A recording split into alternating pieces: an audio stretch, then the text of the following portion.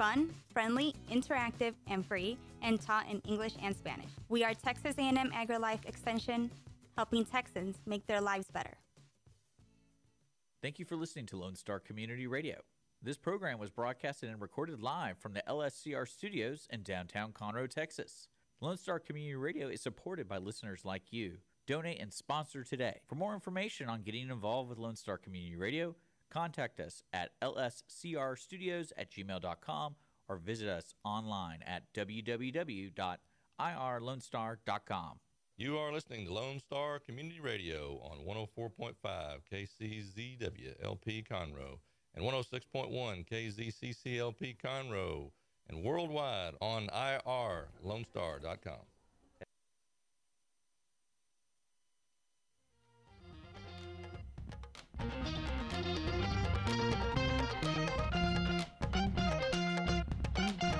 Good afternoon, everybody. Thank you so much for being and joining us on the Cindy Cochran Show. I got a different camera this time. So we have very interesting people to talk to today and to sign to. So y'all get your hands warmed up and you can follow along with us. It's fine. Okay, so first of all, I have to thank our sponsor, which is Wootton Financial Group.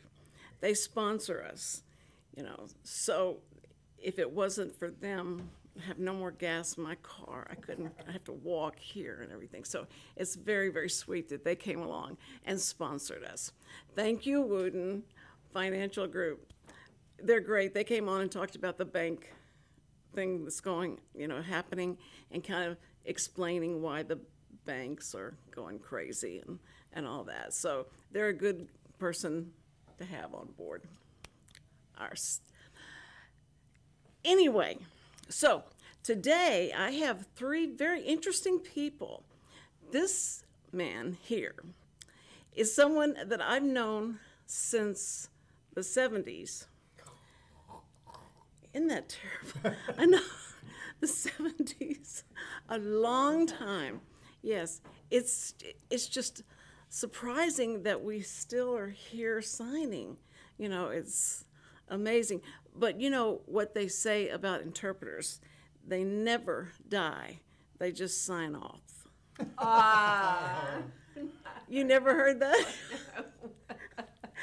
I sat there when someone told me that, and I went, wait, they don't die, they sign off. Okay, I get it now. Okay, that's like the joke that they told me that the deaf thought was so funny. It was that this man came driving up to a railroad crossing, a train crossing, and so the man in the car is deaf, and he's sitting in there, and the engineer comes up and says, are you okay? He says, yes, but please, but. And so, and all the deaf just laughed, and I went, please, but please, he's talking about what? And they said, he's saying because the railroad things go like this, and that's the same sign for but that's not right. But that helped me. It helped me remember the sign for but for sure. But I was telling Charles, this is Charles Trevino, and we've known each other because of the signing with Cindy, and he and his wife, beautiful wife, Anne, so sweet, she's so sweet, has been in my life for a long time. I just haven't seen them for 40 years. That's the only problem. Because I'm almost 75. How old are you? 70. 70? 70. Oh, you're a baby. You're just a baby, Charles. He's not old as me. Now, how old are you now? We're going to go around the table. 58 now. Oh, just a baby, yeah. Yep, still an infant. Very young. And Melinda, you are 39, right? And holding, and have been for a couple of decades. And holding? Yeah. like when I was like 60, I said, I'm now 30, 2 times over. But it's okay. And talk when you sign, because we want to know what you're saying. So I just was saying what you had said. Yeah. That you said I was age 39, and then I said I agreed, but been continuing for 20 years. And probably better. But you are so interesting. Your life is so interesting, and what you have done, accomplished, and all. John is a pro bowler. Is that the sign? How do you sign bowling? You can spell pro and then sign bowling. Different signs for bowling. We have a variety. That's right, because you hold the thing different. Yeah, that's right. Right. But I'm old school. I just or like that. There you go. Yeah. You know those things that the little kids put it on there and it rolls down and goes. It's so cute. Right. The gutters. I love those. They help me. Yes, they do accommodate children. You're right. Or the ones that blocks it. This lays down and it comes up like that, and then you bowl and you're bowling, and it'll get in and hit something. It just hits something. But I used to bowl a lot when I was growing up, and at Gulf Gate. Does anybody remember Gulf Gate? I do. Okay. Is that a bowling site? It's a mall. It was a mall. It's like one of the first malls in Houston, and underneath it was like a bomb shelter, but they made it a bowling alley. And so that's what do you remember? I didn't know that. Do you remember that? Okay. Did you go before? A long time, maybe, yeah. It's old. It was a while back. Old. Yeah. I grew up in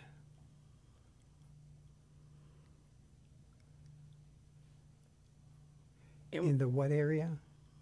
Windsor area. Windsor area. Oh, Windsor. For bowling. I started with there, and then I grew up and going to different bowling alleys. My father also had a pro shop. How old were you started? I started, I guess it was about 5 years old. 5 years? Well, you better be good. 5 years old, that's great. And been learning ever since. With my dad,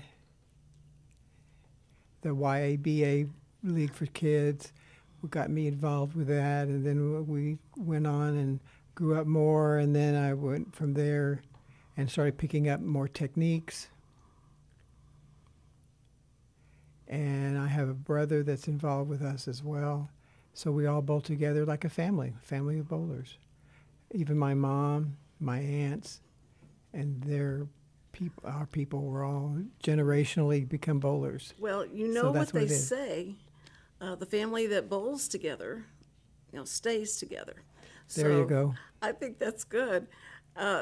You were involved in so many different things. As I heard, they said you have to talk to John because he has done so many different things. Like, and you graduated from what college? College or high school? What are you asking? College.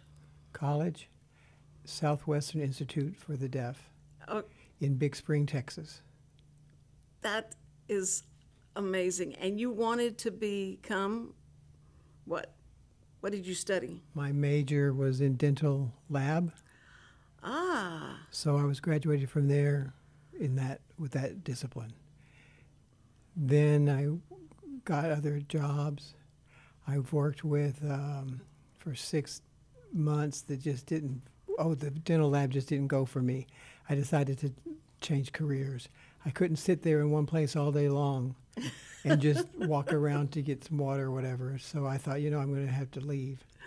So it was good pay, but I prefer an active rather than sitting down in a chair all day long. So. Oh, I understand. That's why when I first got my first job, I went to the phone company, and I went and asked them. I said, I want to be a male, not a male, M-A-L-E,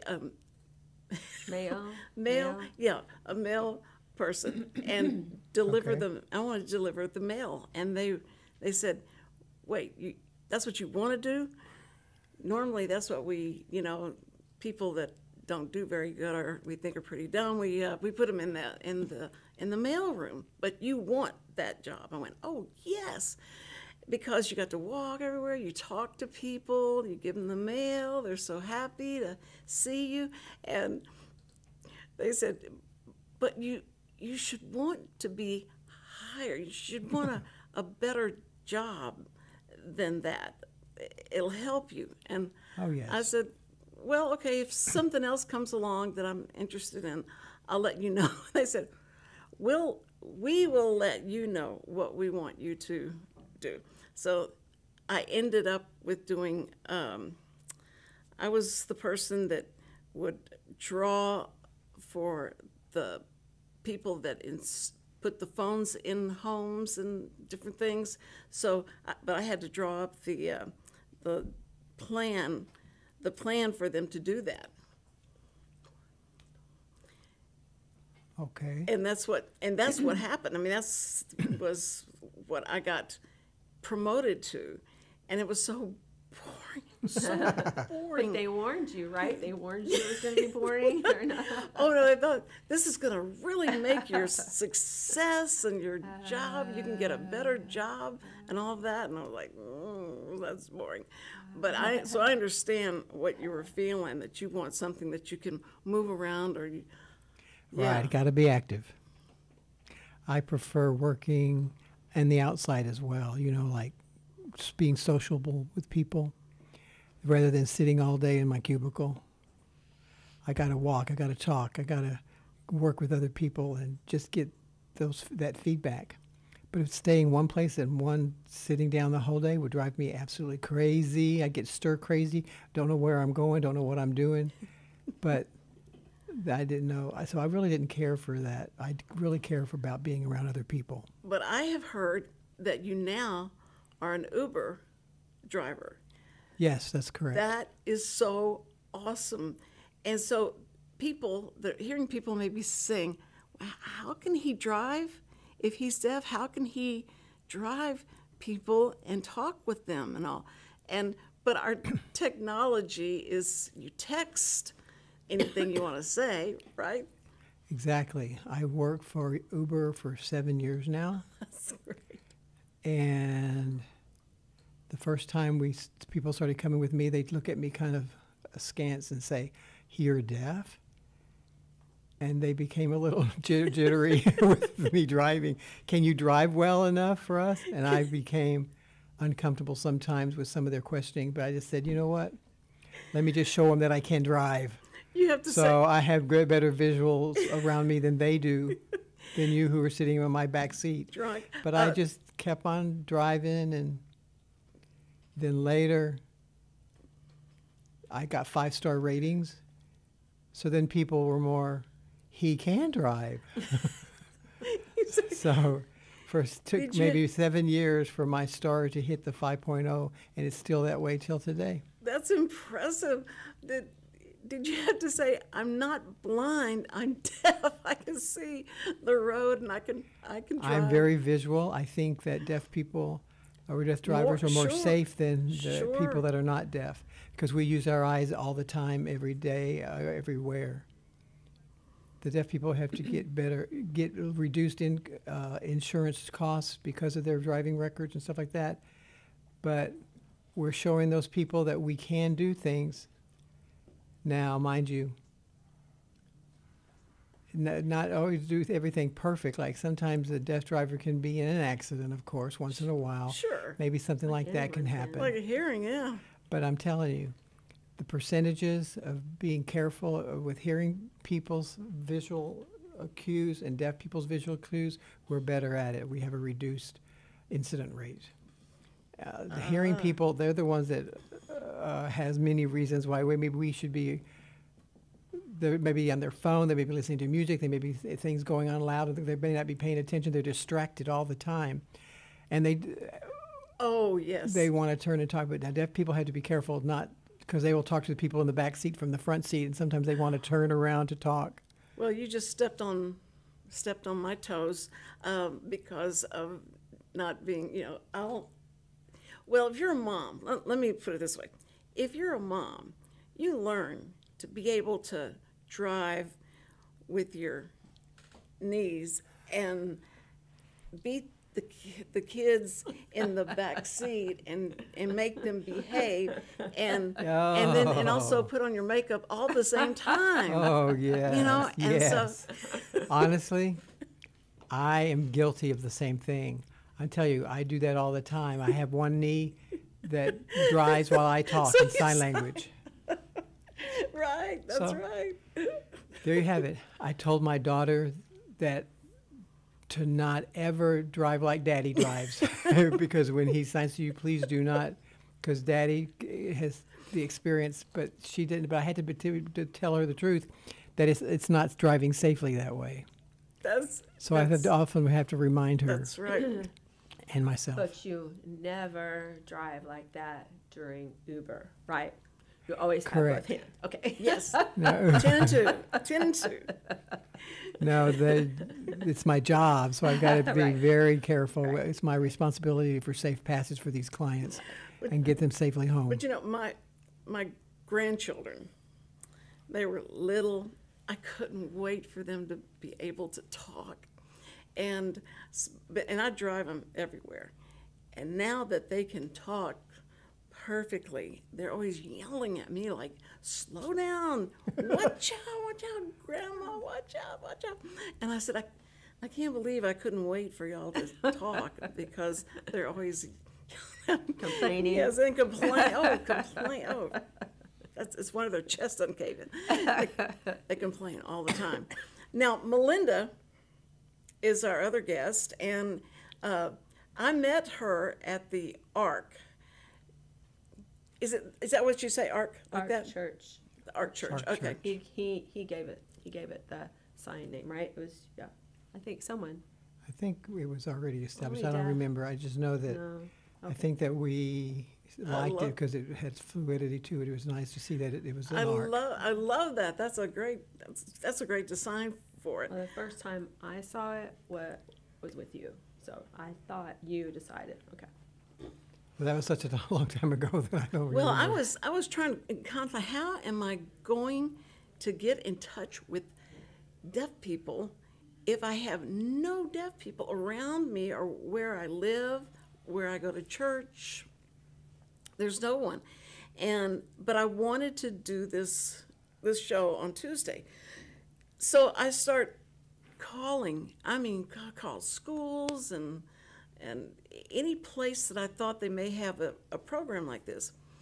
And they're so protective of the interpreters that they go like, well, I can't give you their number, but if you'll let me, I'll give you your number to them, and they'll call you and let you know if they can interpret on your program. And so I was waiting, no one. I said, I'm going to have to just get in the car and go, because I heard that you were at the Ark, that you were an interpreter. So I went and drove down the Ark, and a beautiful church. That is just, it's gorgeous church. And so, but Amy was there, and you weren't there that day, but I got to meet some of the people. And so I signed English is what I was taught, and I don't know how to do ASL. I'm not. I expert. understand. And so I was. ASL and its sign in English are quite different. They're very different. Yes. ASL shows more of a pictorial rendition and expression in sign language, whereas Yes. English is more word for word, and they're just structured differently. Right. And I thought I was enough of a ham, or silly. I thought I was enough to do signed English and make it interesting. But The only thing that made it interesting was all the mistakes I made. The deaf love to watch me. yeah. And they go, like, what did she say? And I have said some words that if the preacher knew what I had signed, they'd go, and I had to, so the one deaf man said, "You need to go home and wash your hands." You said some bad. Like if you speak, you have to wash out, Right. use soap. Yeah.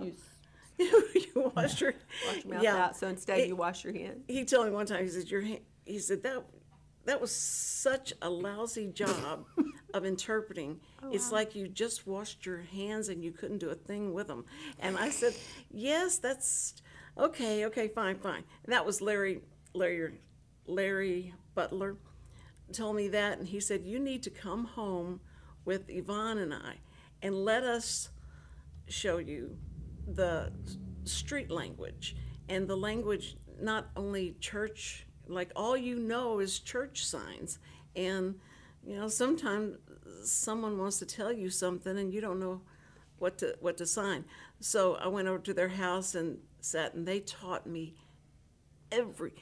I said, you mean there's a sign for that? And I go like, oh, that's embarrassing. You have signs for everything, and they're so picturesque. They really have a picture to tell whenever you're signing them. And I thought, how can you do that in public? And people will know what you're trying to say. And they went, well, we don't use that around hearing people. We normally don't need to do that. But I said, well, it's good. I'm going to teach my husband some of those words so that I don't have to listen. I don't have to listen to him say bad words. I'll give him the sign for it, and I'll have to, and I won't look. Larry said that deaf men are so much luckier than hearing men because they get tired of arguing with their wife. They can just close their eyes and that's it. And the argument is over. And I thought, that's a good idea. I think that's smart. Did you find that? Well, you never argued? I don't know about this. I've tried to be neutral. So, I will say, if I might interrupt. Oh, so of course. My brother is deaf, and I'm 3 years older, but he looks older. But he'll tell you that. But I like that. When we were growing up, if we didn't argue much. We just argued a few times, but a few times we really became mad. And so what do? That just shut it all up. That happened with your brothers? My two brothers, if we argued, they both do not know how to express themselves. It was like more of a barrier for the communication. So it was very frustrating for me to try to read them because the barrier was there. Because they didn't know how to sign to me. I had to learn lip reading and speech reading for them so they could understand me, but I could understand them sometimes. I was always feeling left out from the family dynamics. It's very frustrating for them. With them, they abandoned me, if you will, or let me be pushed aside. And so I had to know how I was to deal with myself and being deaf. I learned to speech read when I was very young, and then I learned sign language. I started learning signs about age 9. Yeah. And then later on, my mom would not let me sign in the house.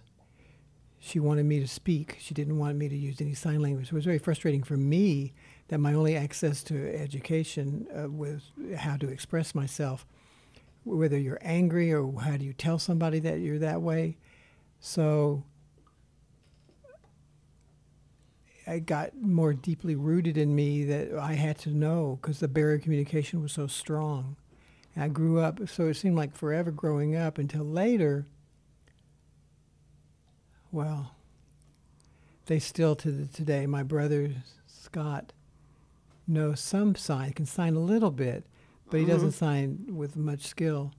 But he still, to this day, we have a communication barrier between us. So sometimes I just say, hello, goodbye, I'm going, whatever. And today the communication is just almost non-existent due to that barrier. And because they want me to talk, but they don't want to talk with me as far as signing to me. Do I blame them? No, I don't ever blame my family. No. I have to, You love they them just didn't know regardless. about it. My point with them was A.G. Bell, Alexander Graham Bell. I can blame him for not providing more direction for deaf children. He knew what sign language was, but he would not tell people. He told them that oral is best, oral dominates sign language, and so the system just got all confounded with that. But signing and learning sign language, and you pick up better in an education. That's my own opinion with that, because with sign language, deaf people have to learn to sign, but most of the time their family doesn't. So they leave their kid out of the mix. And the hearing family is learning sign language now, and they're growing up, they are much more intelligent. By forcing them, that they'll try and, try harder to learn to lip read. When I first started interpreting the news on Channel 13, the deaf community seemed like everything was fine with them, and like go ahead and do that, even though you're not a blue blood. You're signing English. Yeah, and so I started signing, and they did a newspaper article about me interpreting the sign language in the news, and this professor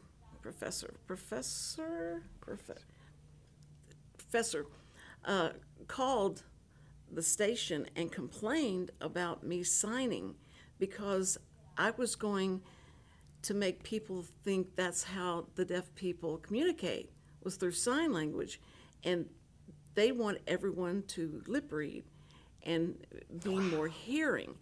And so Channel 13 came to me and said, we've got this complaint, what do you think we should do about it? And I said, nothing, because I've already talked to the deaf, community. We had a meeting, and they told me to go ahead and sign, that it was so great for them to have someone signing the news for them, because it was before you had, captioning or anything. And so they said, go ahead and do it. So I think I have the permission from the deaf community. And if this hearing professor, if he doesn't like it, too bad, because we're going to go ahead and do it. And they said, okay, fine. But if we have a lot of complaints, but that was the last one. It was just one person said they didn't like it.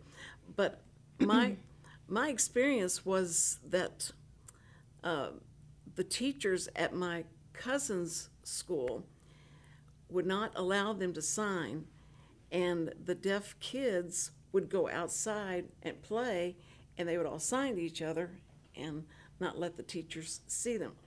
So she knew sign language, but she couldn't do it around her mom or the family. They said no. Well, So during what years? that was What years? 70. It was 70s. 70s. So you're touching on some really important history for the deaf. You're approaching it because there was a big change that That's happened right. during the 80s. That's right. But it's still continuing to change. So Yes, yeah. yes. And I just wanted to say, and so John was discussing about how the separation with the family was so hard. Right. And it's also hard for the hearing, because my mom was different from your family. Well, my brother was age 9. The 80s hit, and it was time. It was deaf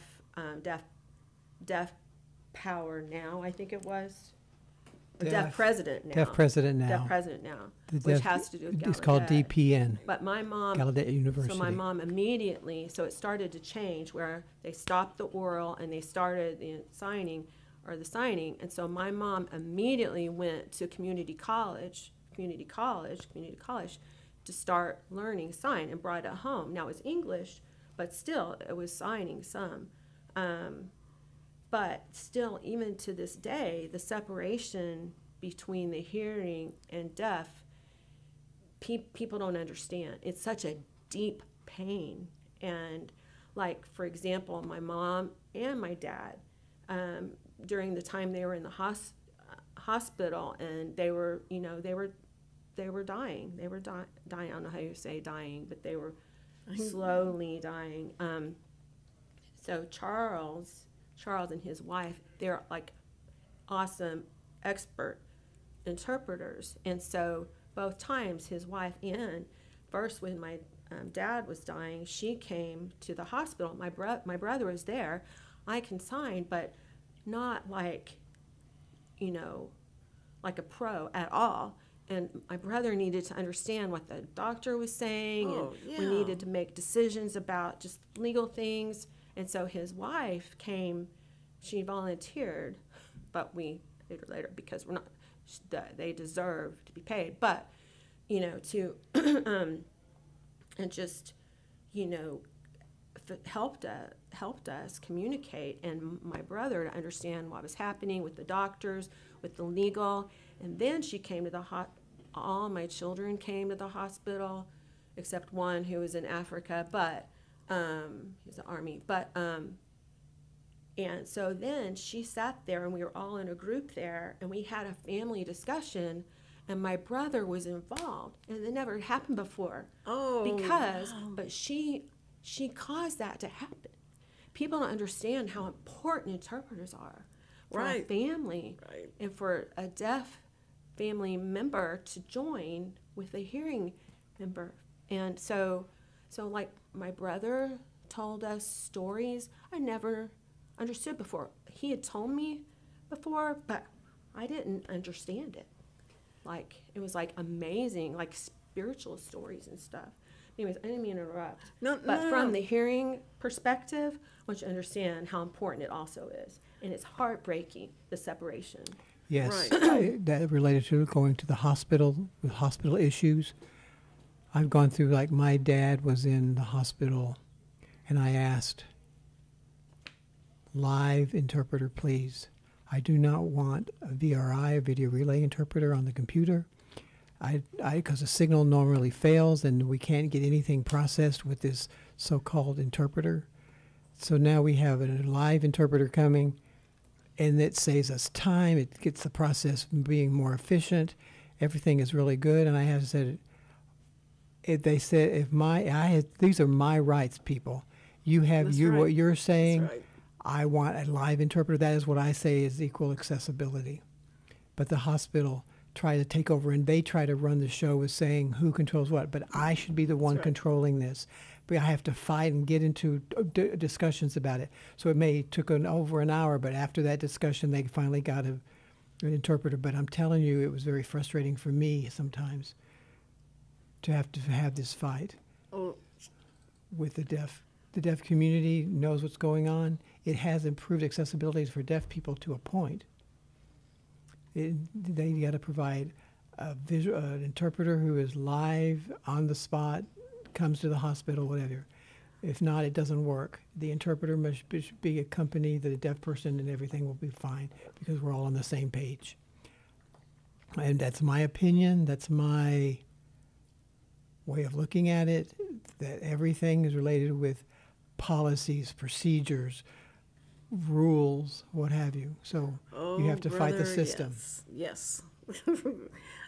I know. Can't talk about that now. But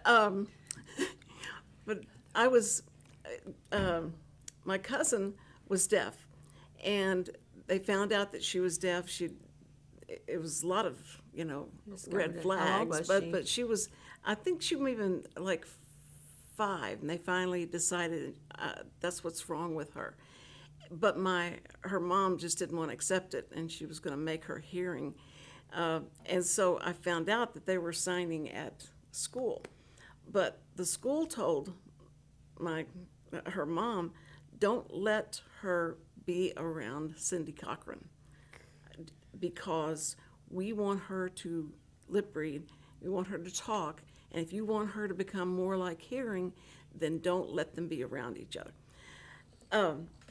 So one day at my house, my cousin and her mother and my daughter was like 2 years old.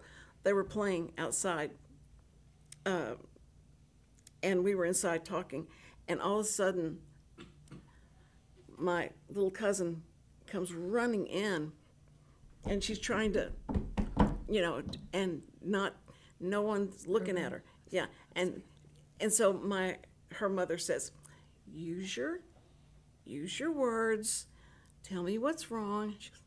And she's just beside herself, so upset. And so finally she says, she turned to me and patted me and said,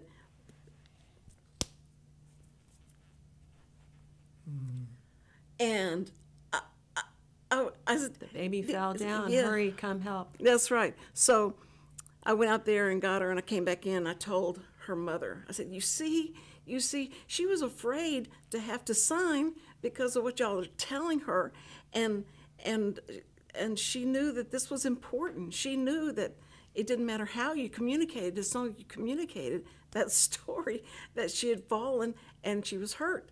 And her mother went, you're right. I'm sorry. I didn't know that she knew sign language. I didn't know that.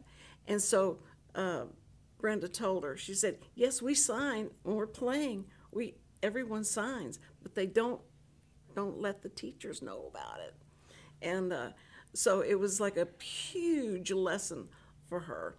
But I didn't know that they had been telling her, criticizing me for interpreting and saying, don't let her be around, her cousin Cindy. And so, but we got that fixed. And that was a long time ago, right? I mean, like, this was during the 70s, and like there was a huge change during the 80s.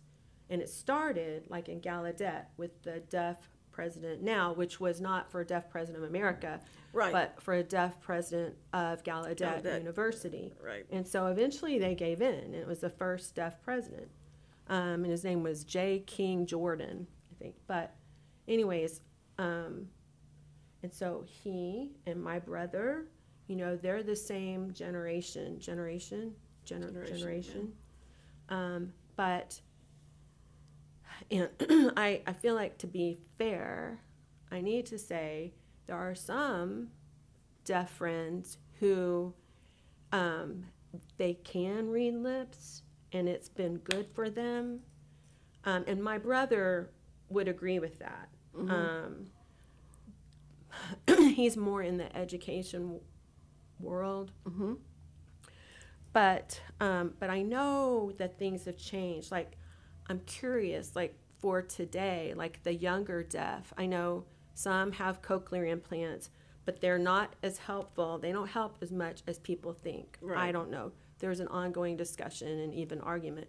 But do you think it's better now for the younger deaf? Because they can sign now, or is it the same problem continuing? You understand me? I'm questioning. What do you think? You're saying about the cochlear, about signing? No, just throw out. I don't want to discuss cochlear. Really, I just want to ask. I'm curious if the times have. That's not the right sign. The times have changed. Right. Right. If it's still the same as bad as it was. From my standpoint and my experience, I grew up reading speech reading, and I picked up what I could with signs. But then part of it was signed exact English. Right. So it was all made up signs.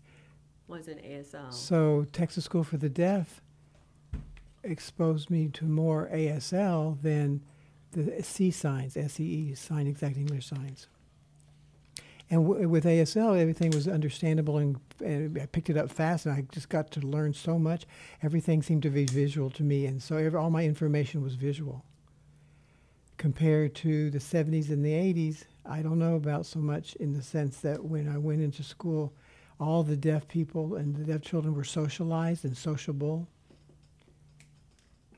and they would take off, just excel in what they were trying to do when they were trying to learn a new subject or a new problem would come up. Parents that have deaf children, I really encourage them, the parents, to send their child to a deaf school, because I know that they will find success in their life and great opportunities for deaf children to learn. It's very important that parents be aware that we have a deaf school in Texas, and that we are the deaf community all of the United States. We have many parents who never have been realized or told about where they can get the information. It's more from being out in the community. But the doctors and the professionals should know too, but they don't really help. They don't want them to go to deaf schools. I'm not telling the parents what to do. I'm just telling them, see for yourself. See where the proof is in that. Anyone who is with sign language can have college in their future now, and it's really great and it's really good, and we can do with access like a university. I have several friends who graduated from hearing universities who were deaf. They have a degree. U of H. Your brother, yeah. So there's just so many similarities that we need to know about sending our kids to schools. And I think the deaf school is the answer. That's totally my opinion now. And I want to say, because remember, so back to our church, I don't know, it was before COVID, we had remember ASL class, and you and my brother were both there. Right. And we had a Teaching. discussion about deaf ed. And they have different experiences. He eventually went to TSD, Texas School for the Deaf. My brother went, we grew up in Dallas, so there were some deaf schools there. And then the Dallas ISD, they bused all the deaf students and brought them all into one high school. So that was probably the best of both worlds, because they rode together for like 3 hours every day, and they could hang out and everything. But my mom, she was, no way will her son go to residential school. She wanted him to live at home. Now, I asked my brother what he thought.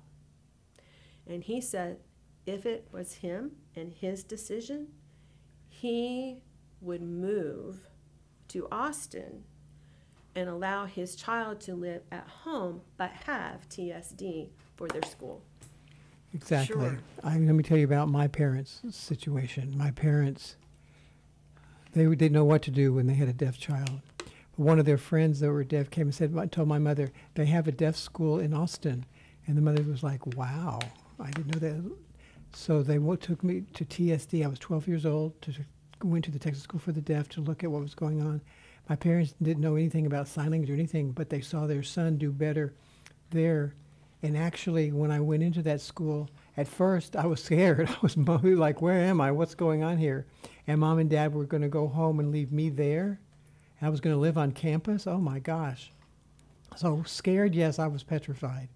But a week or 2 or 3 weeks of meeting everybody and getting friends and learning signs, I just loved that environment, to be with my friends, to be with 100% communication and socialization.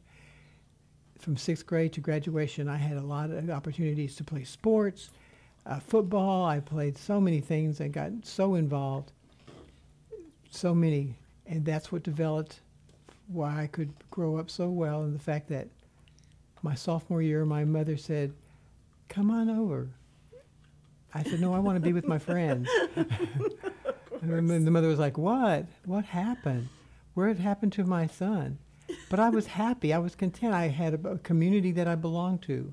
And then I sit back and I think about that. Wow, That's what brought me success. And I want to thank my parents for taking me to TSD. And you became so confident with Increased yes, confidence came. Increase. Yes. And trust and everything else. My parents were amazed, and so they let me be who I was, what I had grown up to be. And I believe I've been successful. I have heard that story. Of course, with bowling and everything. So That's what's funny. I want to ask you, when you met all these people, did they ever say, hey, do you like to bowl? Because you would beat all of them because you started at 5 years old and you said, yeah, let's go bowling. Oh, That's yeah, great. oh, yeah. My parents, my father was a PBA member as well, and looked up to very, very famous a roster of names: Dick, Weber,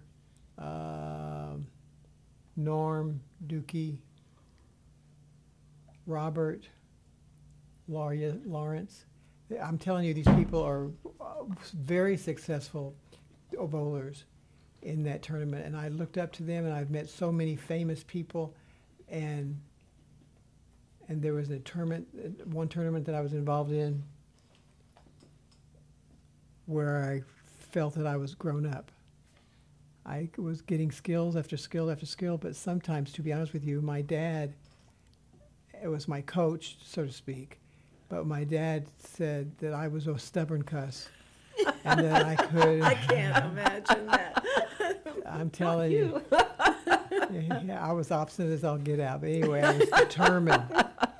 And my dad didn't know what to do with me, but I knew what I want. I knew what I was going for. I knew that it was the process of the hard work was in my future. I had to practice all the time. I practiced 7 days a week.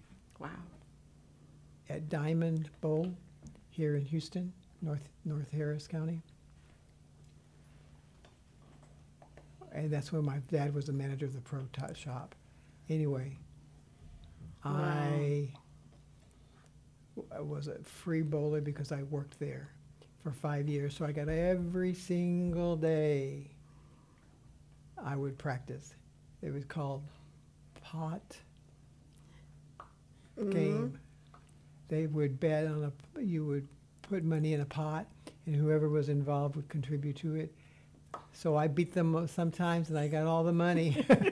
And I was really getting better and better and better, and my success was taking off. And then the rest is history. I remember at Gulfgate, I loved to bowl, and so they were going to have a deaf tournament. Oh, okay, thank you, a deaf tournament. So I said, okay. So I go out there, and this man sees me and says, I know you, and I said, are you one of the bowlers? And he said, oh, sure. And he has no arms. And he had one of those things that were like that, and he bowled like that. I was so impressed. amazing. I couldn't believe it. It was, wow, that was so wonderful. And but I remember that it was like yesterday, and nothing is like yesterday for me. It's too long ago. We only have about 5 minutes left, and this has been so much fun and interesting and educational, and I just appreciate y'all so much. Also, I want you to know that I'm on a team called USA, Team USA, and I'm leaving this summer for the World Deaf Bowling Champions. In Germany? In Germany, exactly. And I'm leaving in August the 1st through the 12th for 2 weeks competition. And I'm doing a lot of fundraising now through some work by selling raffle tickets. We've earned some cover my expenses for the trip, the flight, the hotel, the room and board. Because often the companies don't donate to deaf people. They don't want it to do, they want to donate to different things like other people with other organizations with more of a hearing group and the Olympic Bound and that kind of stuff. They don't know about us who are deaf that is trying to do our own games. Well, you're going to show them, right? You're going to show them. I'm going to show. This is his third time to go, so he's represented It's your America third 3 time times. to go. Yeah. Oh, it's my third time. That is so exciting. And so if people want to donate money, is there a website? What's it called? GoFundMe. Oh, With GoFundMe. my name, John Wukasch Jr., and type that in, and the GoFundMe screen will help me know where I can ask for people I can earn money for my trip. Also, I'm trying to help my Team USA also as well. Sure. So it will help the team. Okay. All right. Y'all heard John. And John is going to, I will give it on my personal Facebook. I'll put that. And then, Great, yes. because we do go through Facebook. And so we'll try to do that. And you leave in August?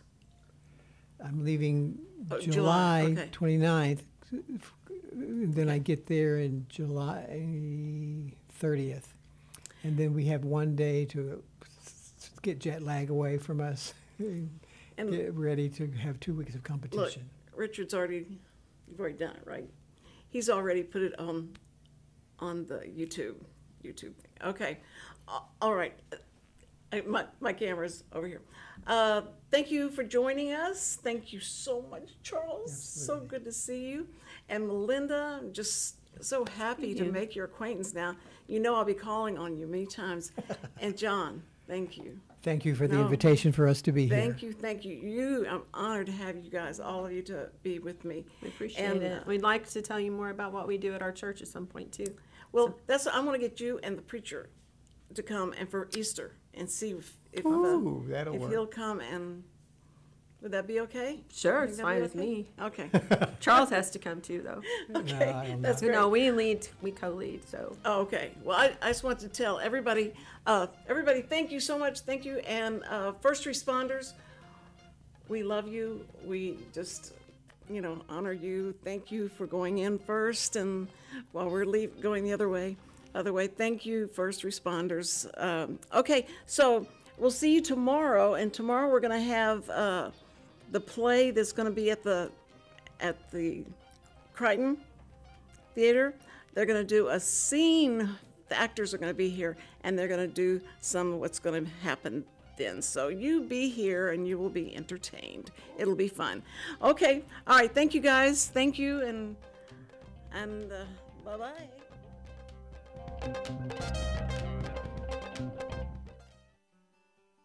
Every week, people ask the same 2 questions. Are they ready to retire? Will their savings last for their lifetimes? Hi, this is Chris Wootton with Wootton Financial Group. Our firm has been in Montgomery County for decades, but the hopes and dreams of the people we serve never change. We help answer these 2 questions and many more that people have about their uncertain financial future. We have a simple introductory client experience that allows us to get to know the client and includes a few meetings for the client to kick the tires at no charge. We provide a concise, 1-page summary that helps the client get a better handle on which questions are the right questions for them. To learn more about Wootton Financial Group's process in helping their clients to a clearer financial future and to see their contact information, visit Cindy Cochran's show page on irlonestar.com/TCCS. Wootton Financial Group is a proud sponsor of the Cindy Cochran Show. Wootton Financial Group is available by phone at 936-449-5952 or visit them on the web at www.woottonfinancial.com. That's www.woottonfinancial.com. This program is sponsored by the Wootton Financial Group. It is not the intent of Wootton Financial Group to render or offer personalized investment advice or financial planning advice through this radio program or any related website. Wootton Financial Group's participation in this program is limited to providing general information on financial matters and should not be construed as financial recommendation or investment advice. Investment advisory services are offered through Game Plan Advisors, Inc., a registered investment advisor registered with the Securities and Exchange Commission and the state of Texas. Insurance services are offered through Wootton Financial Group, Inc. Game Plan Advisors and Wootton Financial Group, Inc. are affiliated through common ownership, and neither firm is affiliated with The Cindy Cochran Show. No listener should assume that any information presented and or made available on this program serves as the receipt of or a substitute for personalized individual advice from Game Plan Advisors,